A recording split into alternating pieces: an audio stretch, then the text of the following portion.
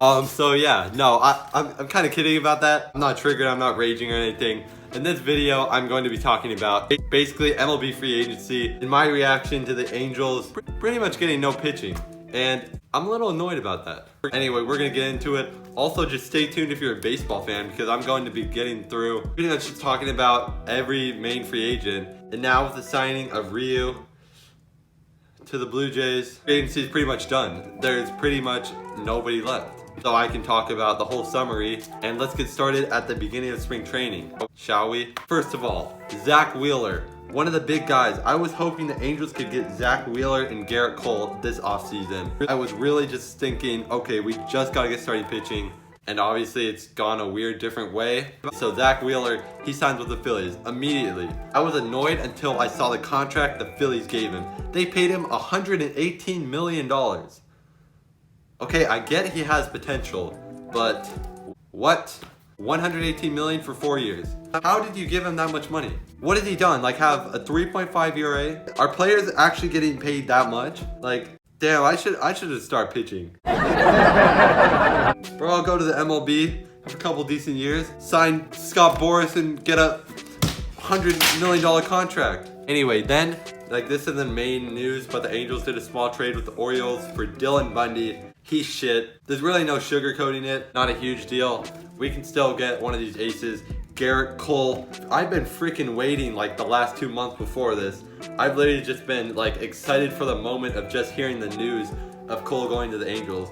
But then I started to get a little bit nervous. I'm gonna get into this after I go with Strasburg. Because Strasburg re-signed with the Nats. Honestly, like not really too annoyed because there wasn't really a chance for any other team to get him. He was looking to re-sign with the Nats immediately.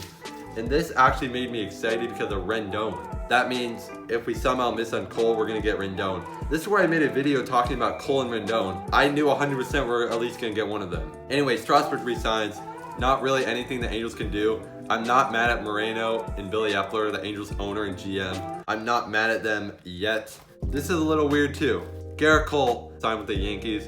And honestly, I wasn't too surprised. When I hear that a big free agent that the Angels are like favored to get, if I hear they go somewhere else, like I'm just like not too annoyed. Like we're not entitled to get any players. He goes to the Yankees. He went to the Yankees for a few reasons. Basically the two main reasons are that the Yankees offered him the most money, which is a little annoying to Artie Moreno because he's always been super cheap, which just is so annoying and doesn't make sense. So basically the money thing, the Yankees offered him the most money. The Angels was literally, I thought they just lost a bidding war. That's what I thought it was just gonna go down to. I knew it was gonna be either Angels or Yankees, and I thought it would just be like a bidding war.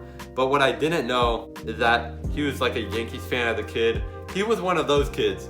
He was one of those kids that grew up in SoCal and is a Yankees fan. Like, bro, there's actually so many kids here in SoCal that's always lived here and are like fans of like the freaking Yankees or like the Red Sox. Like, bro, okay?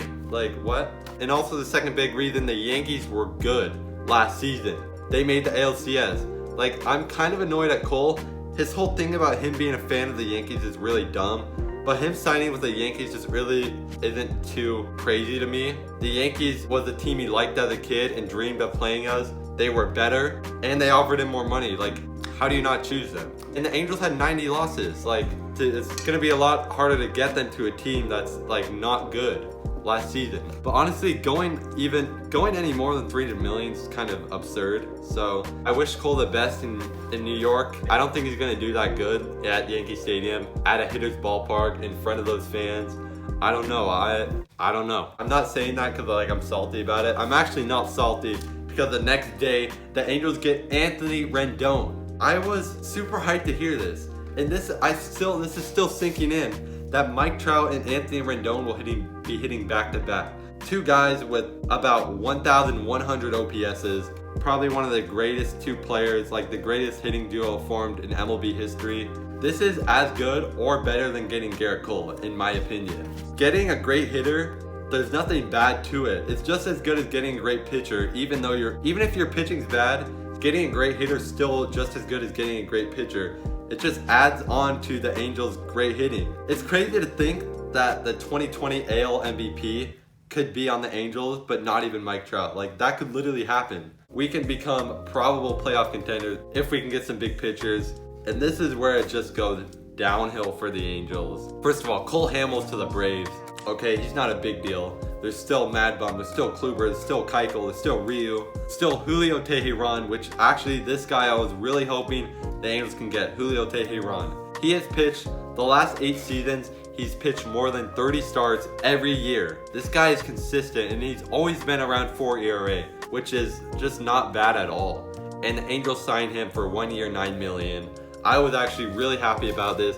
This guy is great. If this guy pitched for the Angels last year, he would have been our best starter. And I feel like this is still the start. We can still get 1 or 2, even 2 more big free agent starting pitchers and just make this such a great team. But definitely we need 1 more guy. Now it just goes downhill. Mad Bum signed with the D-backs. I don't know about what the Angels offered him, but basically just took the D-backs deal. Corey Kluber goes to the Rangers. Guys, the Indians basically gave away Kluber for free because they wanted to dump his salary. I guess they just don't believe him anymore. This signing probably hurt me more than Gerrit Cole. Like, this signing hurt. Like, now he's in a division rival, a guy.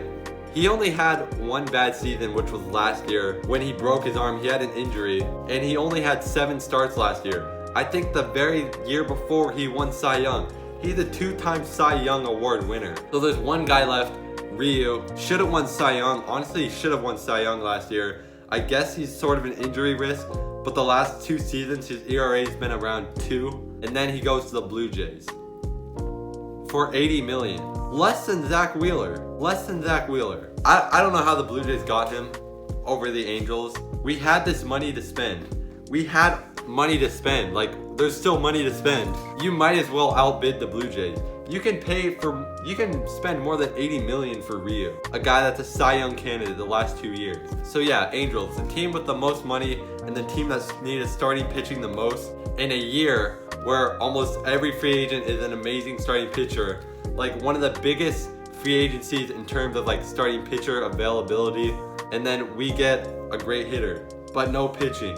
Don't get me wrong, getting Rendon's amazing, but from the point of getting Rendon, it's literally just straight downhill. Julio Teheran, average starter, and then Dylan Bundy, who's bad. Most likely, I see this team at a 500 record. Angels owner and GM, I'm just not a huge believer, especially the owner. I have never been a believer in him. I think our owner's pretty shit. The past 5 years, we haven't made the playoffs. For a team that has this high of a payroll to not make the playoffs for 5 years, it's just inexcusable. He kind of just believes in keeping the team mediocre. I don't think he really wants to like make an amazing team to make that like big push. Like, I feel like with him being an owner, like, you gotta rely on like a really good season, like kind of a miracle season. Like, he's never gonna make the team. It's like he doesn't want to make the team like that good. And yeah, guys, it's really annoying.